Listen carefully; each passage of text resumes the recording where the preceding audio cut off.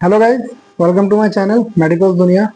कैसे हैं आप लोग? आशा करता हूँ अच्छे होंगे। तो आज हम लोग एक बहुत ही जो फैटल डिजीज होता है यानी जानलेवा, उसके बारे में बात करेंगे, जिसको हम लोग लॉक जो या फिर कॉमन लैंग्वेज में हम लोग सुनते आए हैं, जिसको हम लोग टेटनस बोलते हैं।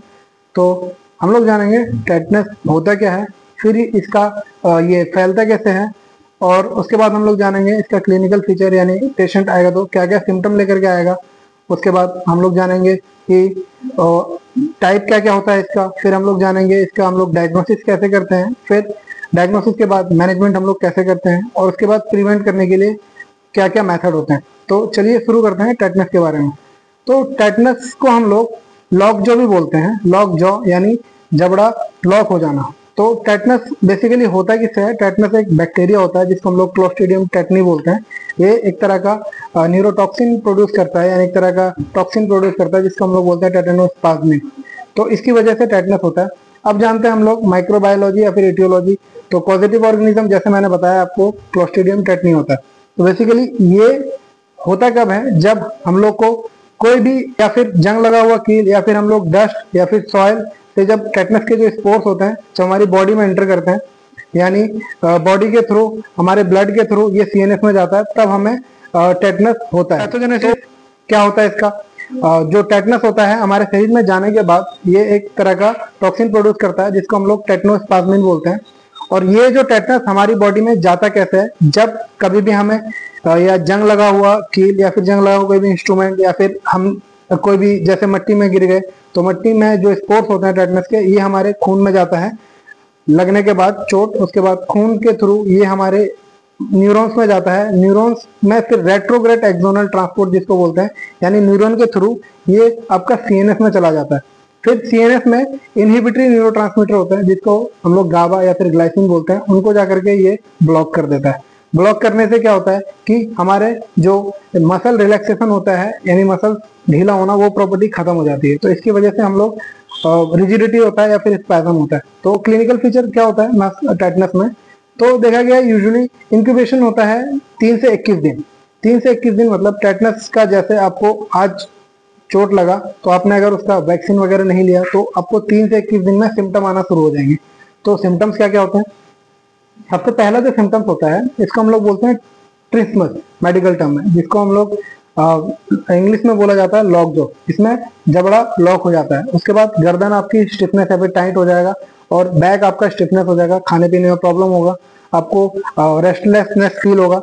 उसके बाद साइन क्या क्या देखता है डॉक्टर? जो पहला साइन होता है उसको हम लोग बोलते हैं राइसेस सार्डोनिकस, यानी आपका जो जबड़ा इतना टाइट हो जाएगा कि एक तरह का स्माइल प्रोड्यूस करता है, जिसको हम लोग राइसेस सार्डोनिकस बोलते हैं।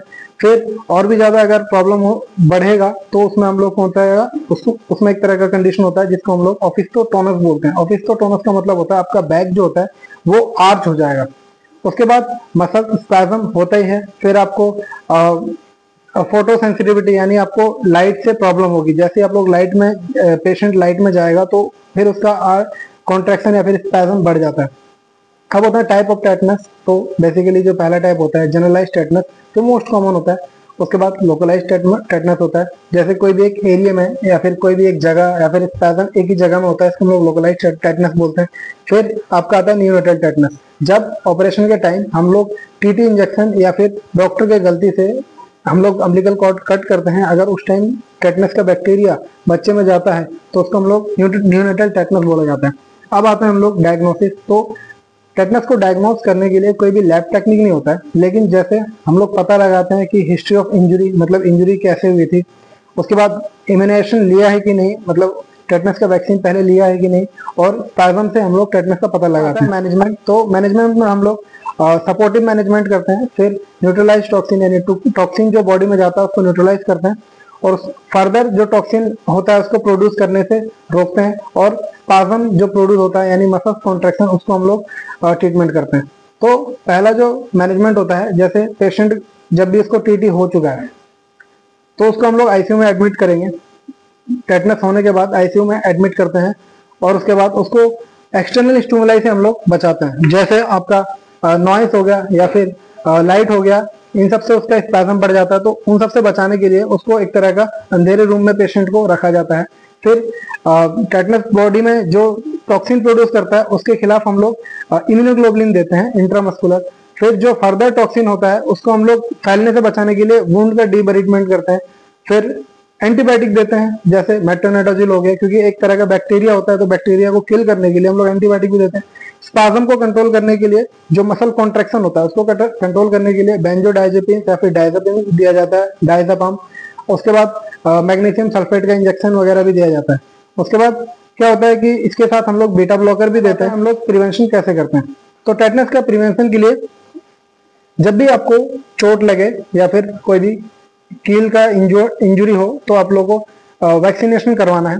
तो वैक्सीनेशन क्या होता है, जिसको हम लोग टीटी वैक्सीन बोलते हैं, जो लोकली मिलता है। उसके बाद रेगुलर वैक्सीनेशन करवाते हैं टेटनस टॉक्साइड के खिलाफ, जिसमें क्या क्या आता है, तो डीपीटी यानी वैक्सीन का नाम होता है डीपीटी। फिर टी डैप, इसको हम लोग शेड्यूल किया जाता है और इसका जो बूस्टर डोज होता है ये हर 10 साल में लगाया जाता है। उसके बाद हम लोग वुंड को केयर किया जाता है प्रिवेंशन करने के लिए। प्रोफाइलैक्सिस, जैसे मैंने बोला, टीटी का वैक्सीन दिया जाता है प्रोफाइलैक्सिस के लिए। और न्यूनेट्स में अगर टेटनस बचाना है तो इनमें हम लोग के टाइम में आपको क्लीननेस यानी हाइजीनिसिटी मेंटेन करना है और आपको डिलीवरी करते टाइम ये चीज का ख्याल रखना है कि टेटनस आपका यूनिट में ना जाए। आते हैं प्रोग्नोसिस। तो प्रोग्नोसिस हम लोग क्या करते हैं, प्रोग्नोसिस देखा गया है टेटनस एक तरह का फैटल डिजीज है, यानी जानलेवा डिजीज है। अगर आपने उसको पहले समय रहते अगर वैक्सीनेशन नहीं दिया तो टेटनस एक तरह का जानलेवा डिजीज होता है। तो देखा गया है कि इन सबको करने से टेटनस से हम लोग बच सकते हैं। और टेटनस एक तरह का प्रिवेंटेबल डिजीज है, लेकिन मोर्टेलिटी भी इसका बहुत ज्यादा होता है। तो आज के बारे में इतना ही था। तो आशा करता हूँ आप लोगों को वीडियो अच्छी लगी हो। Thank you so much.